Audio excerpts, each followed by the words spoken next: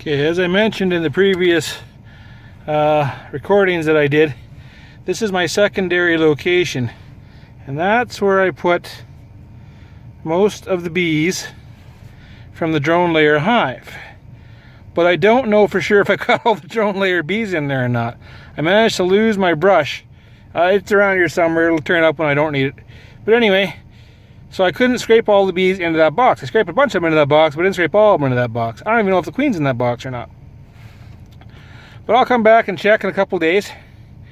And if there's eggs in those cups, in that box, I'll know the queen's in there.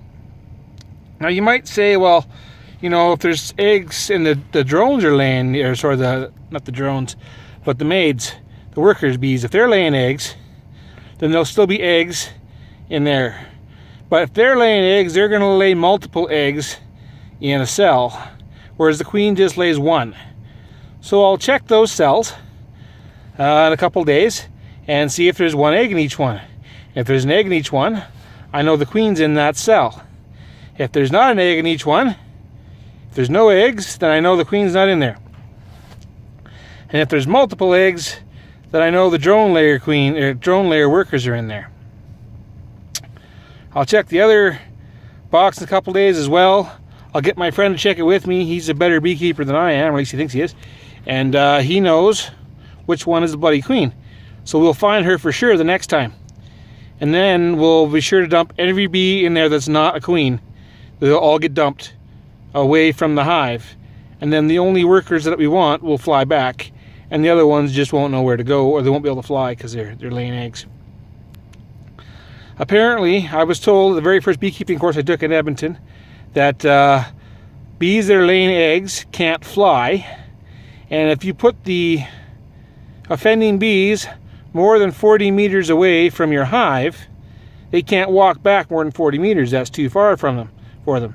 So the ones that are laying eggs that shouldn't be, they will unfortunately die, but it will save the hive, so it's worth it. But I don't want to do that with the queen, because obviously she's laying eggs, she can't fly back, and she's kind of important.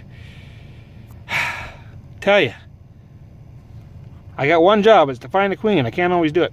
I had two hives there. You see that mini hive, the yellow one and the white one? Well, it was two white ones, but only one of them had a queen in it, and the other one wasn't making queens like it's supposed to. So I combined the two.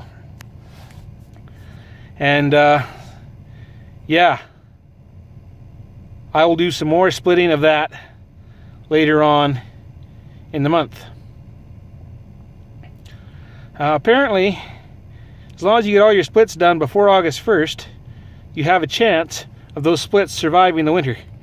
So we're going to see how many I can make this year. That's 1, 2, and then I got another 3 at the back there, so that's 5 so far. Which is 5 is what I had last year, but none of them lived. So if I do 5 this year and half live, I'll be happy.